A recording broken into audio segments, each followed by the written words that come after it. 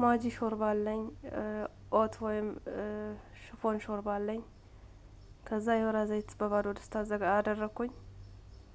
እዚች ጋር ኩድራ አለኝ። ኩድራው ካሮት፣ ድንች፣ ቀይ ሽንኩርት፣ ነጭ ሽንኩርት ናቸው። ከዛ ዘይቱ ላይ ባዶ ድስት ላይ ጨመርኩኝ። ከዛ የተወሰነ ካማሰልኩት በኋላ ብዙም ሳይጠበስ የሞቀ ውሃ አረጋለሁ።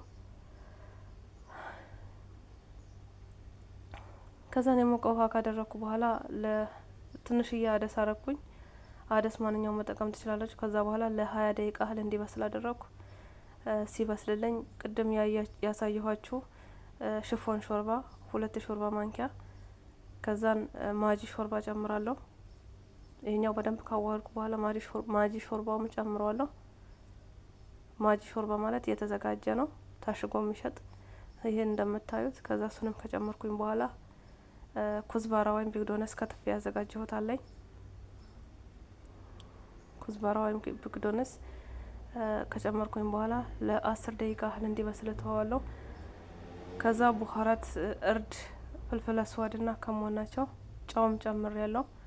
ከዛን የተወሰነ በማሽን ፈጨዋለሁ ማለት ነው። ብዙ ሳይሆን የተወሰነ በማሽን ፈጨት ታደርጉታላችሁ። መድቀቅ የለበትም።